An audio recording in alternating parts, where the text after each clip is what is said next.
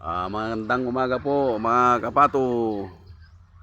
Ngayon po ay araw ng linggo.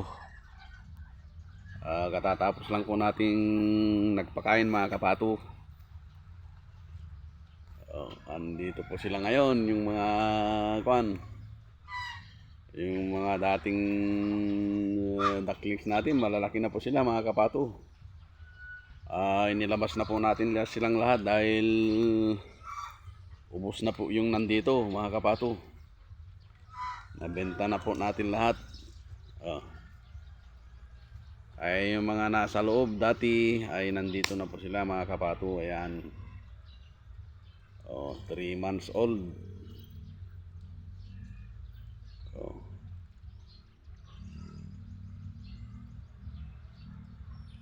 3 months old yan mga kapato. Ang lalaki. Ubos na po yung mga pang benta natin mga kapato dito. Kaya inilabas na po natin yung mga dating ducklings natin na lumaki na. Nandito po. Yung nandito po dati, wala na po sila mga kapato. Kaya bakante na naman po yan. Tapos ang ginawa po natin mga kapato ay yung mga magagandang dumalaga po natin ay nilagay po natin dito. Ginawa po natin silang mga breeder uli. Yan. Ayan, doon sila mga kapato. Ayan.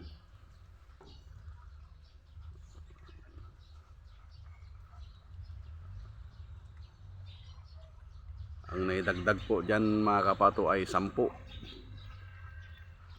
Bali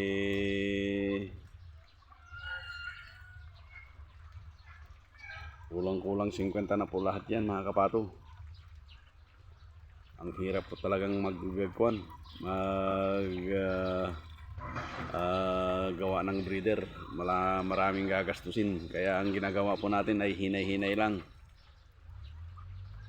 Bali ang kulang na po na lang yan mga kapato ay 5. Ay hindi, 4 para maging 50 po yung breeder natin. Para siguradong mas marami po tayong sisiw na mapapalabas.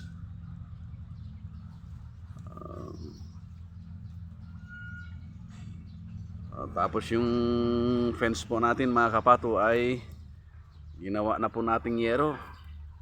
Yun, hanggang doon.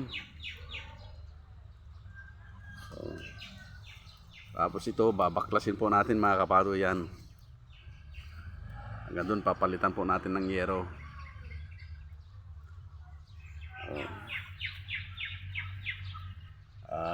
Siguro nagtataka kayo mga kapato dahil yung mga poste ng natin, bakod natin ay palaging may ganyan.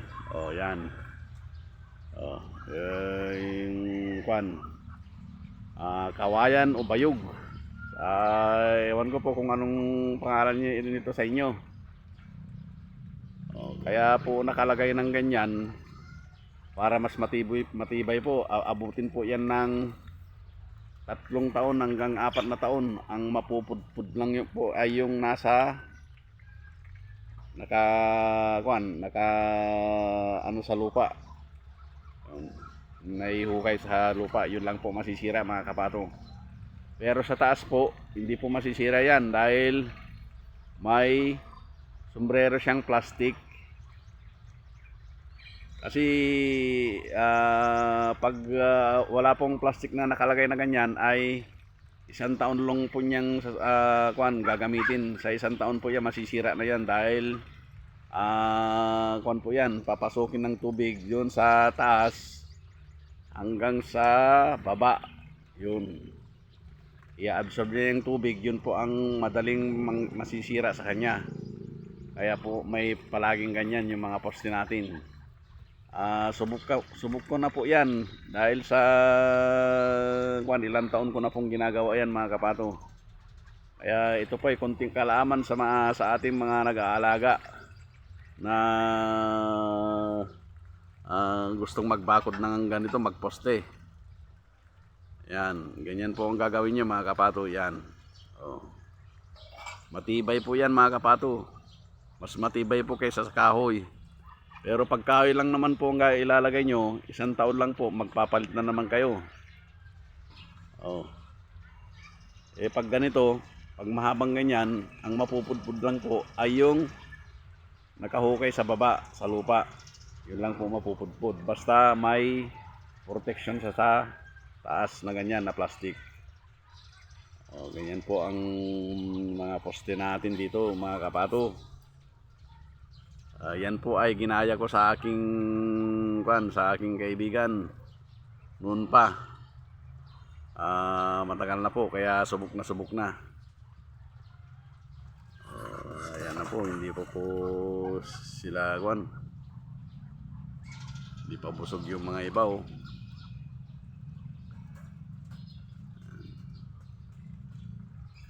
Tapos yung mga ano po natin itong mga hawla po natin ay pudpud na po yung pudpud na po yung paa niya, kaya pudpud na po yung paa niya, kaya nag-welding po natin tayo ng ganyan, kaya tapos ipinatong na lang po natin ang bakal.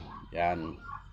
Kaya kahit ilang taon na po yan, hindi na po mapupudpud yung paa niya dahil bakal na po yan. Bakal. Yan. Ang kagaya rin po nito mga kapato. Yan.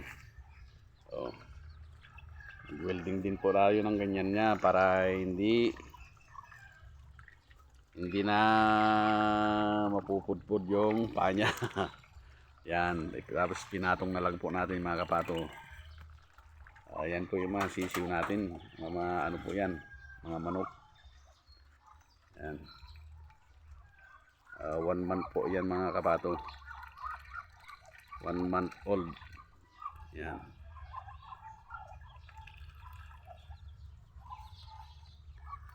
Tapos gagawa po tayo ng ganyan mga kapato. Rad na hawla para hindi na po mapupudpud yung paa niya. Tapos lalagyan po natin ng plastic na ganyan. Yan. Yung flooring niya, yan po ang ilalagay natin. Tapos yung pagbabaklasan po natin dito ng itong plastic na ito, yan po ang ilalagay natin sa dingding ng hawla natin pagkatapos nito magawa. Ito po ang pinagkakabalahan natin ngayon mga kapato. Gumagawa tayo ng hawla na bakal.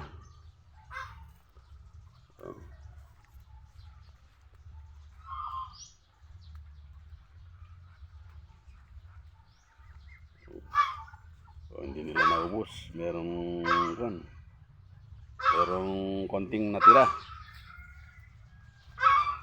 Pati rin yung isa. May natira rin konti. Hindi nila naubos. Pati yung mga gansa natin mga kapato, mga tatlo.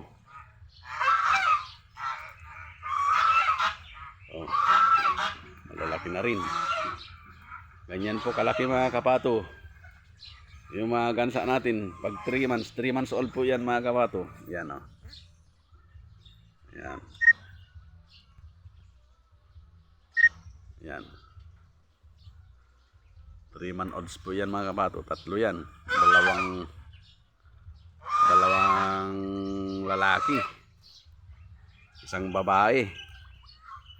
Ayun, nasa silong isa. Yan. Yung mga ano natin mga kapato, 3 months old yan mga kapato. Yan. Yung mga pato natin nilabas. Yan yung babae, yung naglalakad. Tapos yung inahin po natin na gansa mga kapato, may 5 naman po siyang itlog. Sana naman ay kahit naman lang 4. uli yung kwan, mabubuhay doon. Pero mas maganda po pag mabuhay lahat para mas marami. Hanggang dito na lang po mga kapatu ang kwan natin, video natin at marami pa tayong gagawin. At salamat po sa panonood nyo mga kapatu, yung mga subscriber po natin. Shout out po sa inyong lahat mga kapatu. At pati na rin po yung mga masugid natin taga-subaybay dyan. Mapaaraw man o gabi sa inyong lahat. Shout out, big shout out po sa inyong lahat. Salamat po, maraming salamat po. Thank you and God bless po sa atin lahat.